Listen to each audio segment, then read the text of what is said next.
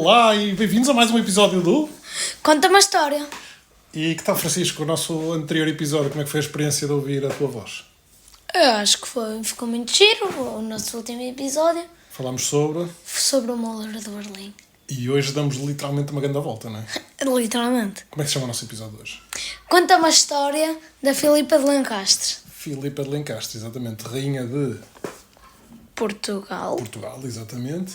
E nós demos aqui esta volta por sugestão da mãe. A mãe queria que, depois de falarmos do Muro de Berlim, falássemos de uma coisa de Portugal. E eu, até acho que depois fui eu. Depois de falarmos de uma coisa mais 1900. mais próxima do nosso tempo, sair, exatamente. E fomos atrás até Dona Filipa de Lencastre, uma rainha de Portugal. É conhecida para nós, ou na nossa história, por ter sido a mulher de D. João I, que foi o primeiro rei da dinastia de Avis. E foi rainha de Portugal. Enfim, as rainhas daquele tempo, as rainhas medievais, normalmente a história reserva para elas o lugar de mãe e pouco mais. Mas, na verdade, a Dona Filipa é uma mulher muito importante no seu tempo e é uma mulher com uma história muito interessante. E vamos dar aqui uma volta grande para vermos o contexto da história da Dona Filipa, ok? Portanto, ela era quem? Ao nascer, ela era filha de João de Gante.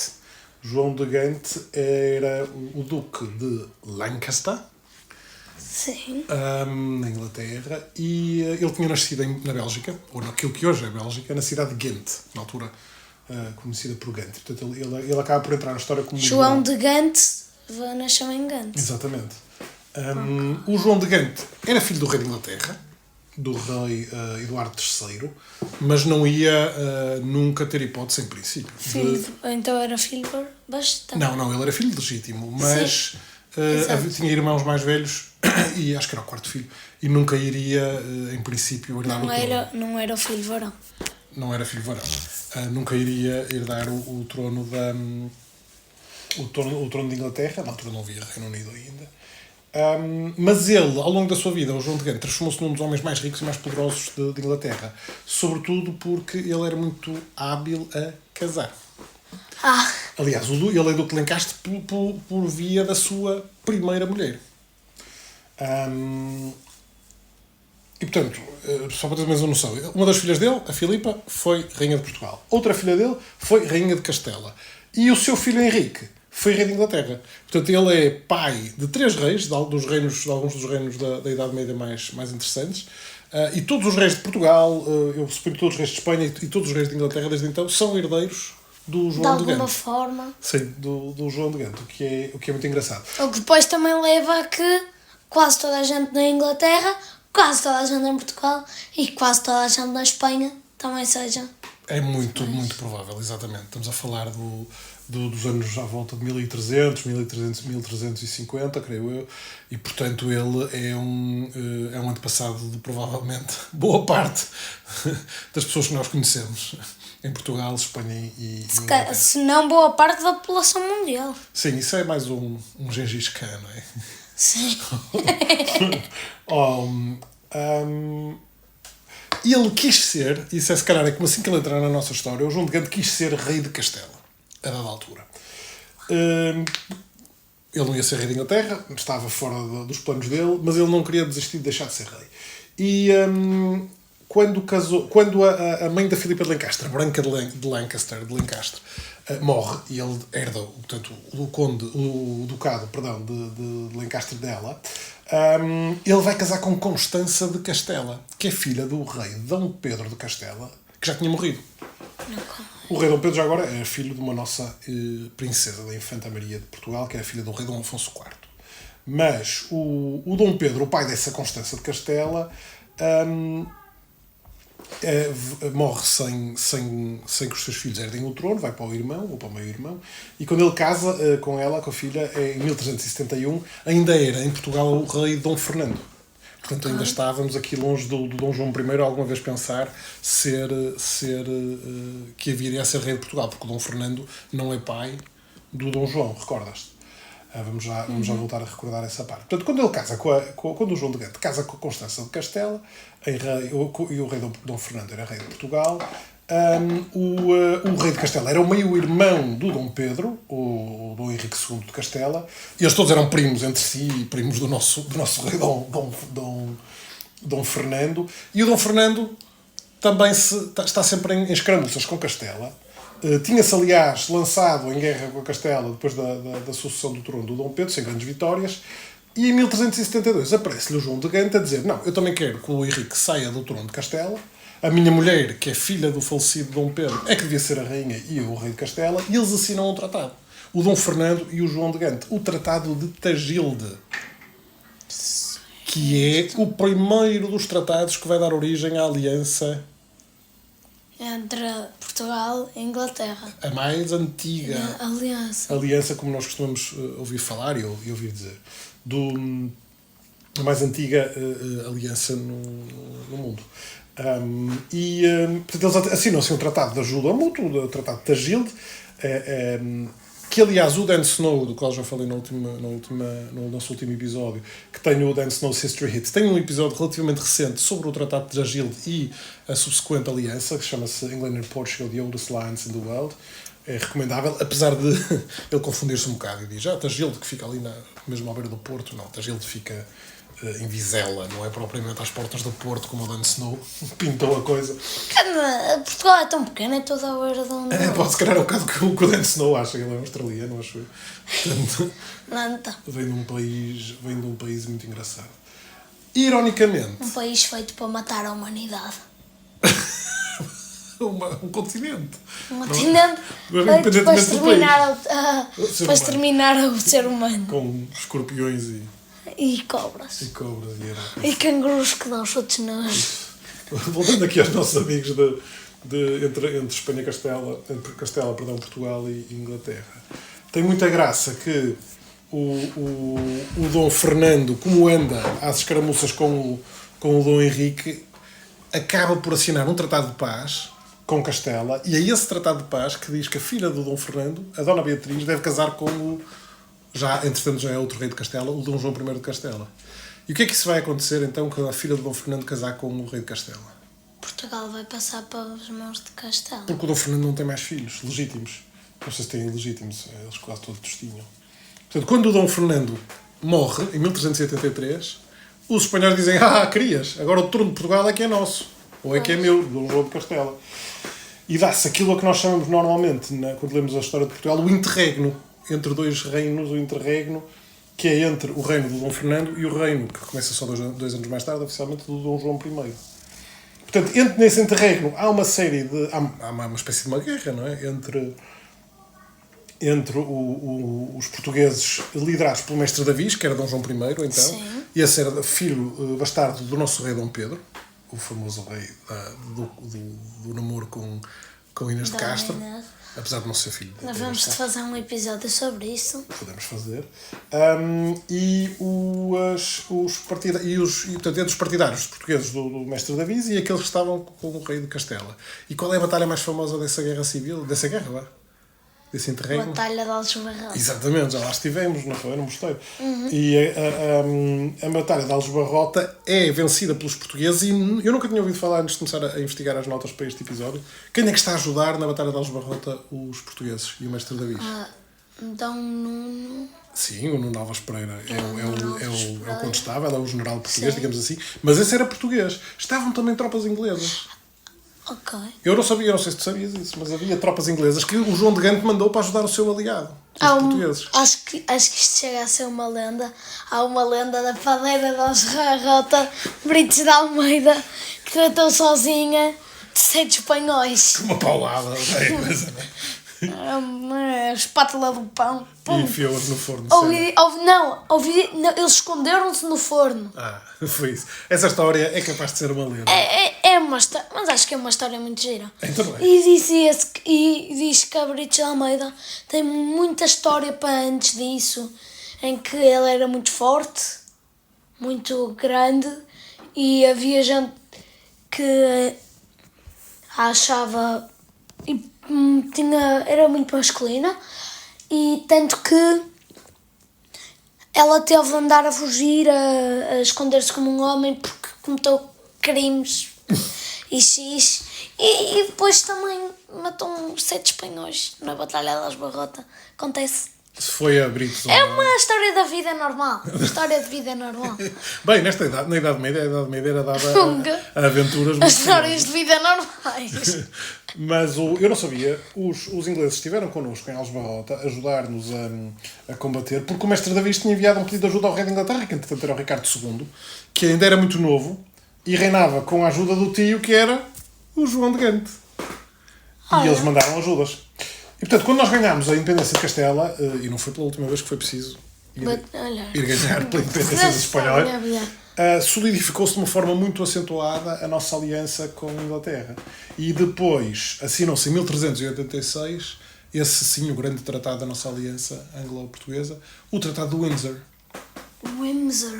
Que queria... Em vez de ser agora numa cidade portuguesa. Agora foi exatamente. E um dos pontos do Tratado de Windsor era então que a filha de João de Gante, Filipa de Lencastre, viesse casar com Dom João I, o rei de Portugal, que ainda era solteiro, estava sempre às batalhas, e não tinha tempo de casar. E onde é que ela veio casar com Dom João I? No Porto. No Porto. Elas casaram no Porto em fevereiro de 1387, na Sé, onde nós já estivemos. Na Sé do Porto, que na altura não tinha aquele largo todo à frente, como a gente o conhece. Estava cheio de casas na sua frente, mas era dentro das muralhas fernandinas, construídas ou mandadas construir ou idealizadas pelo Dom Fernando, e na Sé do Porto, que já existia na altura, 1387, uma festa que deu grandes festejos na cidade do Porto. E diz-se que a Dona Filipa acabou por gostar muito do Porto sempre e voltava sempre com muita vontade, tendo aliás nascido cá um dos seus filhos mais famosos. O infante Dom Henrique, na casa do infante, mas já lá vamos.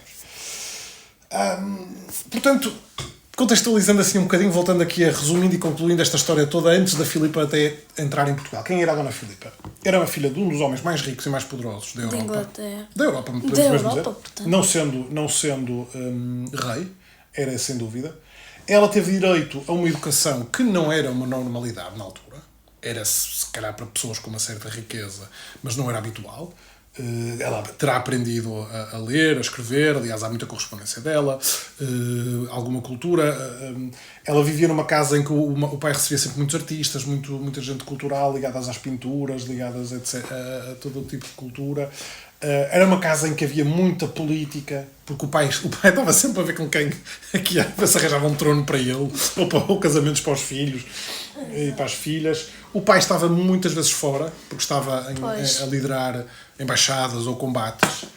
Mas há registros, muito curiosamente, de que ele fazia, das prendas que ele mandava entregar aos filhos nos anos ou no Natal, mesmo que não estivesse. Isto eram casas que eram administradas, para nós isto é um bocadinho incompreensível, mas eram casas que tinham tanto dinheiro e tantos os condados e os ducados recebiam muitos rendimentos dos impostos ou das pessoas que lá viviam. E então era uma casa que era quase uma empresa. Havia gente a administrar a casa e havia registros. O João de Gante dizia prendas para os filhos X, e alguém escrevia e tomava nota de que saiu X moedas de ouro, imagina, estou a imaginar, mas uma coisa assim, saíram X moedas de ouro das contas do Sr. Duque para comprar as prendas para os filhos. Há registros disso. É muito engraçado. E aliás, estas informações aqui sobre a educação dela e sobre esta coisa dos registros vem num artigo que eu estive a ler, e quem quiser ler, que se chama Philippa of Lancaster, Queen of Portugal, Educator and Reformer, de uma portuguesa chamada Manuela Santos Silva. Eu não sei se o artigo existe em português, eu li-o em inglês, consegui encontrar online, e posso deixar os links depois nas nossas notas do episódio. Ela vem para Portugal e, como rainha, há quem diga, também que eu julguei neste artigo da Manuela Santos Silva, que ela inaugura as rainhas fortes e as rainhas importantes em Portugal. Ela cria uma corte só dela, quase. Portanto, um grupo de pessoas à volta dela, novamente. A primeira rainha conhecida foi a Dona Isabel. Elas todas têm as suas coisas, as suas histórias. A Dona Isabel tem... A Rainha Santa Isabel tem é capaz de ser a rainha portuguesa mais famosa. Talvez. Pelo menos até à sua data, sim. Mas a Filipa de Lencastre inaugura uma rainha que tem um grupo de gente à sua volta, artistas, pintores, pessoas ligadas ao comércio, não só as aias e as damas de companhia ou de honor, mas sim a ligação à cultura e a ter ela própria também cuidar das suas vilas e das suas cidades que lhe estavam atribuídas. Ela esteve sempre muito ligada à Inglaterra, continuou. Há cartas dela para o pai, para os primos, para os irmãos, para pessoas ligadas aos próprios reis.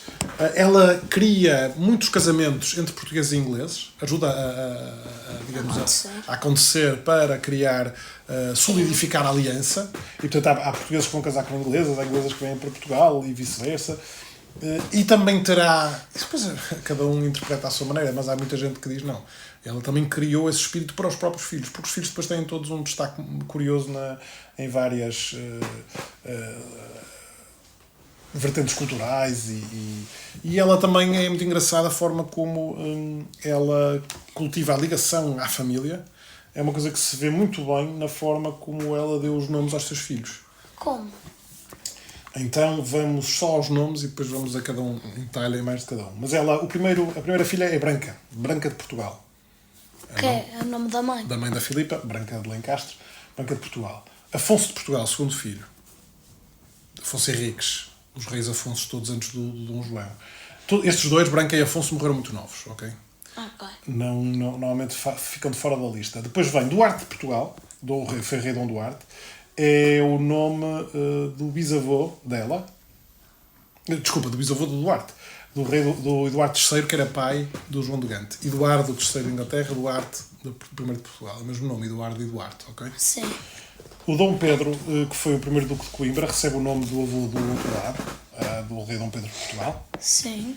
O Dom Henrique, o infante Dom Henrique, recebe o nome do tio materno, que era o rei Henrique de Inglaterra.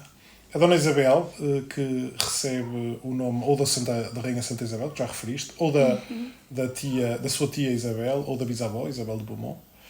E depois Dom João de Portugal, recebe o nome do próprio Dom João I e do João de Gante. E Dom Fernando, que é o infante santo, que recebe o nome do seu tio paterno, o Dom Fernando, que tinha morrido sem descendentes. E neste...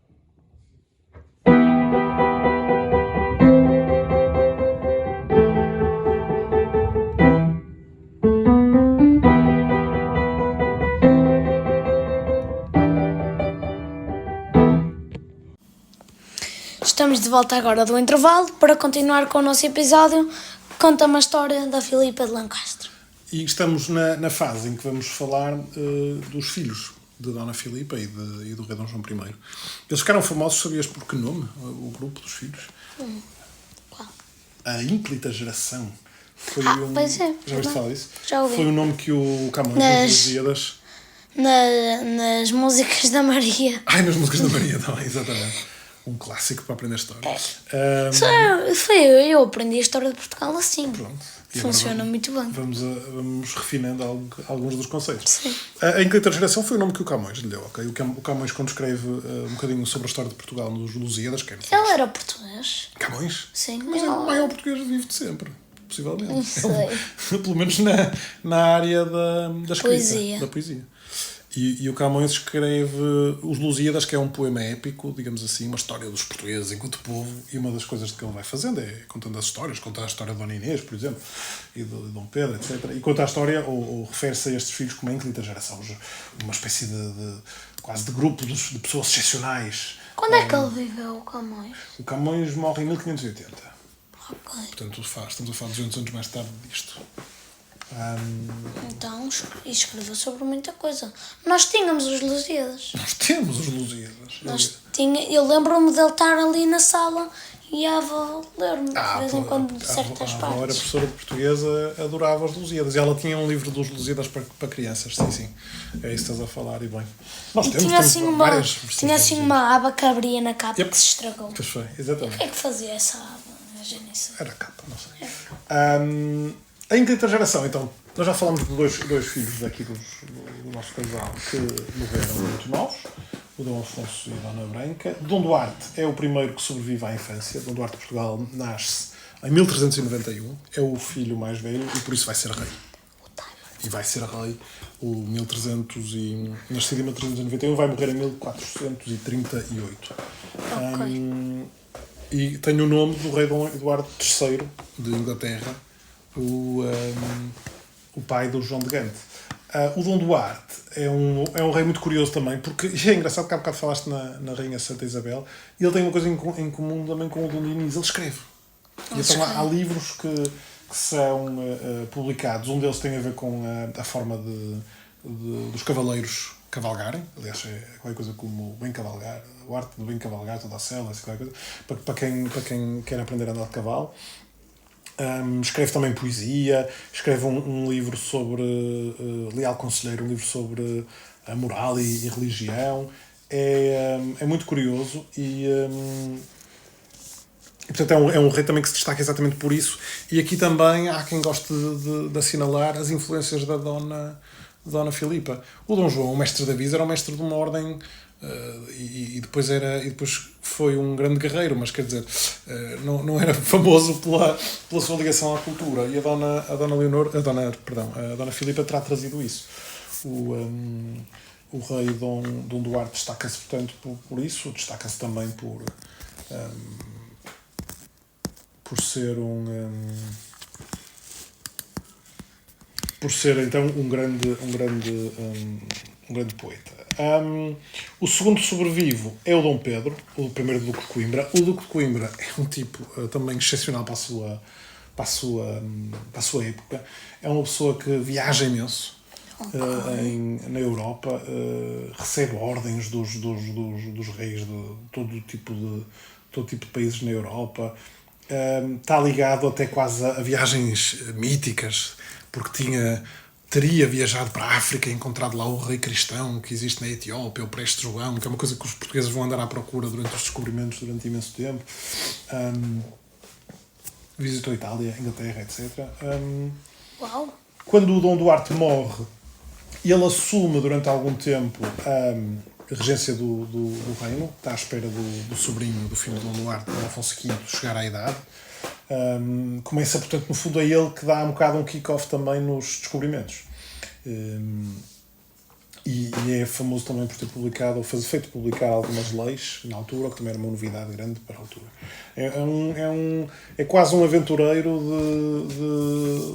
da sua época, e há muita gente que diz que uma das imagens mais famosas do Infante Henrique, em que ele tem assim o chapéu com um lenço a cair, ou com um pano, que é na verdade o Dom Pedro e não o Dom Henrique. Mas isso... Não falas agora muito mais, que eu quero voltar aí uma coisa. Diz.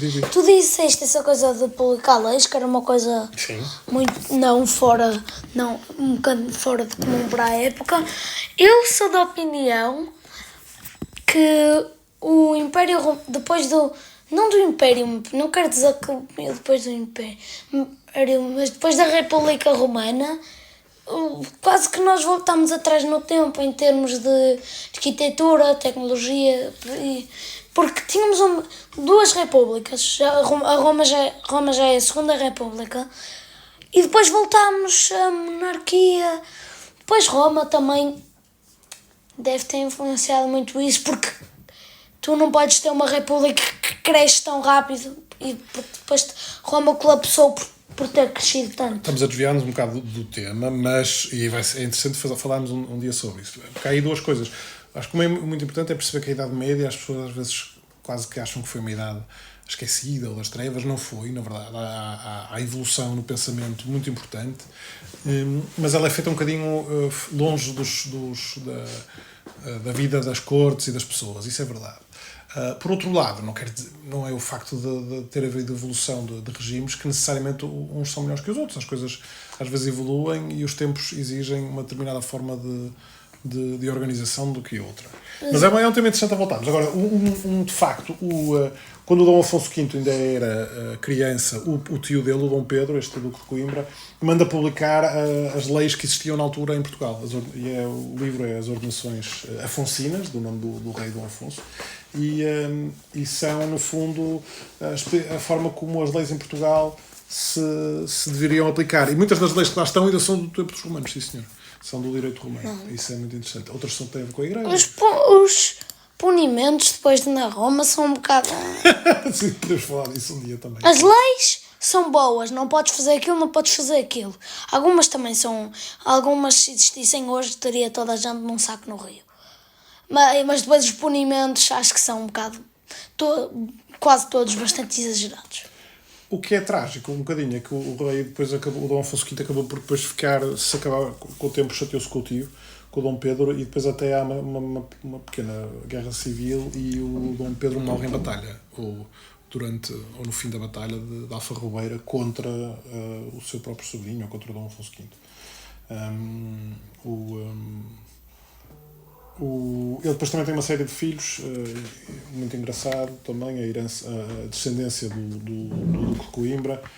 Tem um que vai ser príncipe de uma das terras da idade da Terra Santa, de Antioquia, não sei o quê. Tem ali um vai para a Alemanha, uma filha, aliás, vai para a Alemanha, casar com o Duque de Cleves, ou com o filho do Duque de Cleves. E, enfim, o seguinte filho, que nasce, não se sabe muito bem quando, mas ali na década de 1430, é o Dom João. Desculpa, este era o tal príncipe de Antioquia, peço desculpa. O infante Dom Henrique, então, esse sabe-se muito bem quando é que nasceu, em 4 de março de 1394, na cidade do Porto, na casa do infante, que ainda existe, dá para visitar ali na Ribeira.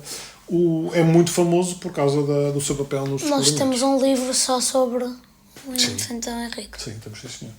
Ele é conhecido como um navegador, não é? E está ligado a ele o desenvolvimento de, digamos, quase uma escola de navegação ou de navegadores em torno dele e em torno de pessoas que fazem mapas, que investigam a navegação, como é que se fazem navios, como é que se fazem velas. Por causa dele nasce uma lenda que é a lenda das tripas à moda do Porto. E isto parece assim um bocado estúpido, mas é uma lenda, é considerado uma lenda. Sim, não se sabe muito bem de onde é que vem, mas eventualmente foi ou na partida para Ceuta ou para outro movimento ligado aos descobrimentos que os portuenses entregaram as carnes todas boas e ficaram com as tripas, não é? Dos animais. Eu gosto bastante de tripas à moda do Porto. Eu também, é um dos meus pratos preferidos. Portanto, o Dom Henrique, o infante Dom Henrique, é o que começa a convencer... Feijoada à moda do Porto também é muito bom. A convencer o pai em ir para Ceuta, a conquistar ali cidades e praças no norte da África. Depois conseguimos mercado aí. Eles vão, aliás, os filhos, estes todos, os primeiros, vão para Ceuta e são ordenados cavaleiros depois da batalha. Portanto, no fundo, usam a batalha como a sua primeira ação no campo de batalha. E depois são ordenados cavaleiros. E ele, pronto, enfim, ele acaba, ainda em vida dele, se descobre os Açores e a Madeira, e a forma como eles são povoados é influenciada por ele.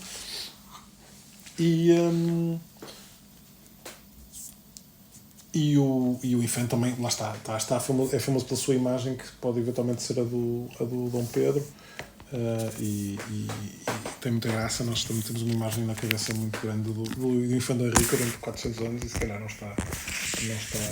é real.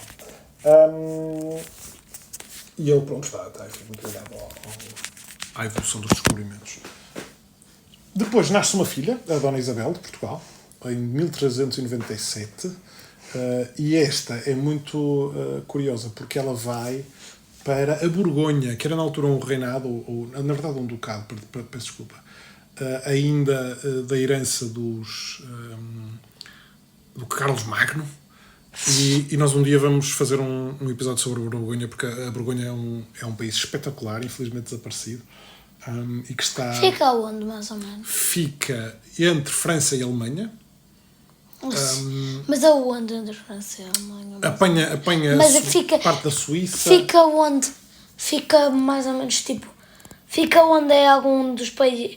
Tipo a Holanda, a Bélgica, ou fica mesmo onde hoje é fronteira? Não, deixa-me ver se eu consigo mostrar-te aqui um mapa, mas apanha a Holanda e a Bélgica, assim. Estás a ver Flandres, Luxemburgo, okay. Depois vai aqui para baixo, apanha aqui zonas da Suíça e da Alsácia, Borgonha. Isto tudo colorido é Borgonha. É verdade, ok. Com várias partes, mas... É porque é também é um ducado que está sempre a mudar de um bocadinho de forma. Ela, portanto, vai casar com o Duque da Borgonha, Filipe III, Filipe o Bom, Eu adoro os cognomes os cognomes dos duques da Borgonha são espetaculares. E depois é mãe do Carlos da Borgonha, que é o Carlos o Temerário. Ui, o que é que significa temerário? O temerário é aquele que vai, que avança, sem medo, destemido, se quiseres. Às vezes isto, se é temerário, então também não é bom. Ele tem um grande defeito, o Carlos o Temerário, porque na verdade com ele depois acaba por se desfazer a Borgonha. Ele quando... Parabéns, amigo! mas é uma... O Filipe o Bom e a Isabel têm uma influência muito grande Bom trabalho! na Borgonha. Não sejas assim. Eu acabei de dizer temerário e às vezes não é. Às vezes. E ela destaca-se também por influenciar a cultura e o desenvolvimento do pensamento e das leituras pelas terras por onde passou, e tem uma série de descendentes, portanto, com o Carlos da Borgonha, o Temerário, um descendente muito importante na história da Europa. E que depois também os herdeiros dela também vão andar aí pelas casas reais mais do centro da Europa. Dom João é o próximo filho, nascido em 1400, da dinastia, filho do nosso casal favorito do dia de hoje, do Dom João I e da Filipa de Lencastre. Este também foi condestável de Portugal, como a Dom Nuno Alves Pereira, portanto foi uma espécie de general das tropas, não é? Até acabou por ser, no fundo, era contra a guerra de Marrocos e não sei o quê. Tem também um papel muito engraçado. A filha dele vai casar com o rei de Castela e são em conjunto a Dona Isabel de Portugal, que é filha daqui deste Dom João, e o Dom João de Castela, Dom João II, são pais da rainha Isabel, da Isabel a Católica, que é a Dona Isabel I de Espanha, que é uma das rainhas mais importantes de Castela, vai estar no poder. Na verdade, ela e o marido unificam a Espanha. Como assim, brasão? Parece-me ali um brasão no Dom João, eu fiquei assim confuso. Não, o que tu tens aqui os príncipes às vezes tinham direito no brasão, nós depois podemos mostrar isso. Mas, ok, então, esquece. A Dona Isabel, que era, portanto, a neta deste Dom João, a rainha católica de Espanha, ela e o marido juntam os reinos todos de Espanha. Castela, Aragão, nomeadamente, e Navarra, e é essa Isabel a Católica que está no poder quando o Cristóvão Colombo chega às Índias, ou devemos dizer às Caraíbas. Por outra filha dele, é mãe do rei Dom Manuel I, de Portugal. Outra filha deste Dom João de Avis. Por fim, o último filho da Filipa de Lencastre é o Dom Fernando, que é um rei muito trágico, é o rei santo. Porquê? O infante santo, desculpa. Porque ele vai morrer em cativeiro em Fez. Ele fica preso. Onde é que é Fez? Fez é no norte de África também, em Marrocos. E ele fica preso numa batalha. Como assim fica preso? Fica preso lá. Eles vão para uma expedição, creio que a Tanger, que é outra cidade. Não conseguem. E os mouros, os marroquinos, se quiseres, tomam prisioneiro o Dom Fernando, que depois é levado para Fez e vai lá acabar morto. Eles, creio que tenta-se que, acho que os mouros dizem que lhe devolvem o Dom Fernando se os portugueses devolverem Ceuta, a praça que tinham conquistado, a cidade que tinham conquistado, mas os portugueses dizem que não podem fazer isso, e portanto ele morre em cativeiro, e ele no fundo é chamado de Infante Santo porque dizem que se sacrificou em nome de Portugal e tudo mais. Portanto, há mesmo uma espécie de devoção a este infante de Portugal, que morre em 1443. E são estes, portanto, os filhos. Entre os filhos, os netos e os bisnetos destes reis estão, destes infantes e reis, estão todos os reis de Portugal. Praticamente, eu diria, todos os reis de Castela ou de Espanha desde então, reis da Flandres, duques da Borgonha, e um pouco por toda a Europa, dando assim também um arranque, um kick-off, se quisermos outra vez a palavra inglesa, à dinastia Davis, que infelizmente vai acabar por uma política que aqui é muito popular também entre estes reis, que é os casamentos todos com Espanha.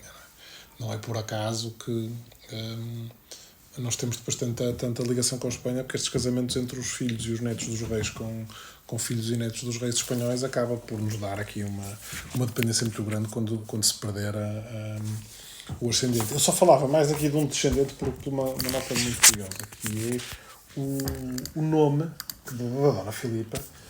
O apelido pelo qual nós a tratamos não é um apelido normal. Os reis não têm apelidos. A Dona Filipa é a rainha de Portugal, ponto final.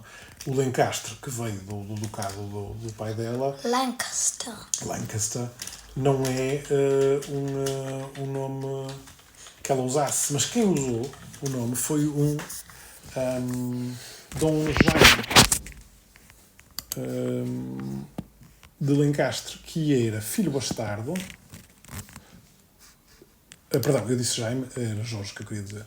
O Dom Jorge de Lencastre, que era filho bastardo do rei Dom João II, portanto também um rei da dinastia Davis, que é o filho do Dom Afonso V de Portugal, por sua vez o filho do Dom Duarte. O Dom João II, aliás, vai acabar sem filhos legítimos e, portanto, o trono vai para o cunhado e primo dele, que era o Dom Manuel, o venturoso, não é o Dom Manuel I. Mas ele tem filhos bastardos, um deles é o Jorge de Lencastre, que acaba por usar o nome Lencastre, porque ele não era rei. Não era filho legítimo do rei, desculpa. Não ia ser rei.